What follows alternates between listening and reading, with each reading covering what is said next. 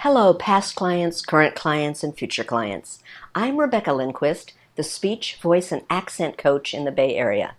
And I'd like to share Snafu number 4 with you when it comes to speech.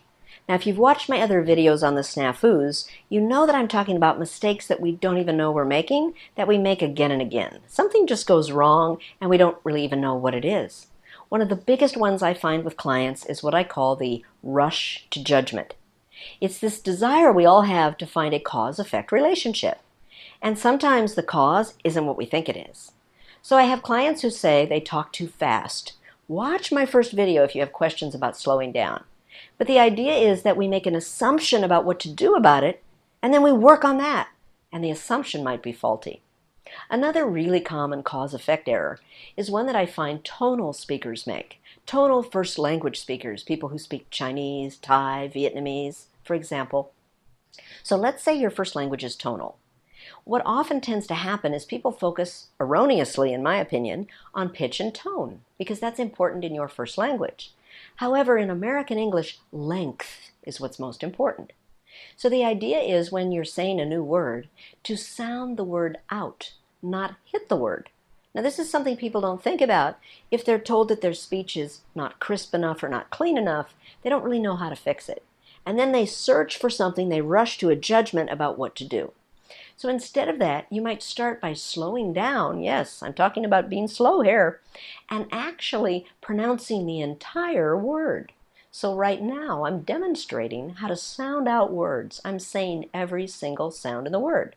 But oftentimes what you hear tonal speakers do is this. They hit the word. So each word gets hit, and some of the sounds drop off. And notice what happens to my speech when I do this. I'm still a native speaker, but what I'm doing is speaking in a very staccato fashion. Boom, boom, boom, boom, boom. Now, if you want to change that, you could, of course, look at your breathing. We'll talk about that as well.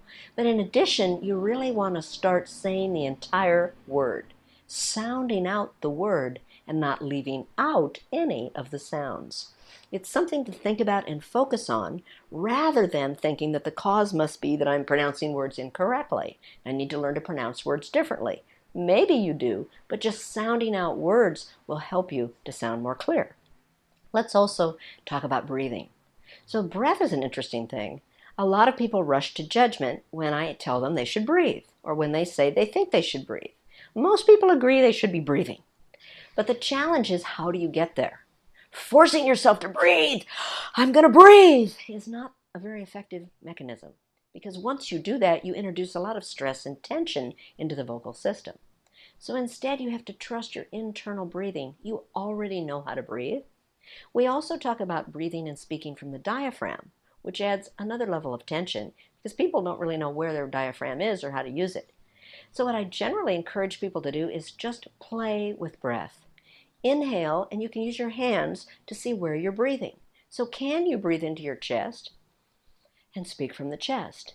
Can you breathe into your clavicles and speak from the clavicles? Can you breathe into your throat and speak from the throat? Notice it changes the quality of the sound pretty dramatically. Can you put one hand on your chest and one hand on your stomach? Breathe into the stomach so the upper hand doesn't move.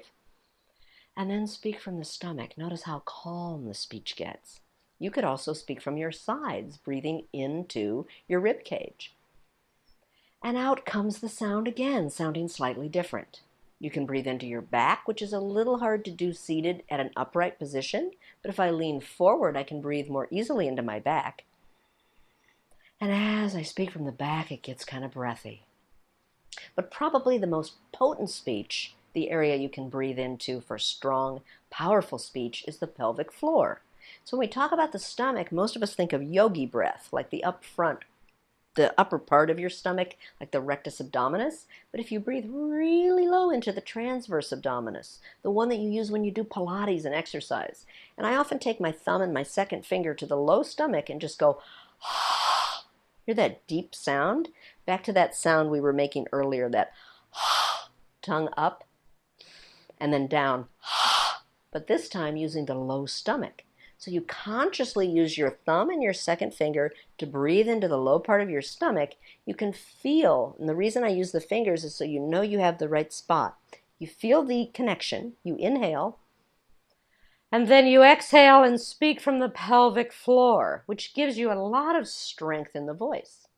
Now the question then becomes, back to this rush to judgment, well, where should I be breathing from? Which spot? Your brain knows. You have to trust your own brain to figure out where you should be breathing from. So I encourage you to experiment breathing into all those places.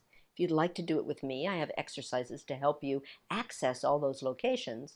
And then just leave it to your brain to figure out where to breathe from based on your audience, your content, and how you want to sound. Some areas will give you a more fluid speech, some will make you sound stronger, and some will make you sound more relaxed. And all those things are good qualities. What's important in speech is to be breathing and be using it without force. So forcing any type of breath because you think you should is not going to be helpful. All in all, judgment isn't really your best friend. Embracing the journey and enjoying the ride is. And I encourage you to do that, and I'm happy to walk you through the process if you'd like to explore it sometime.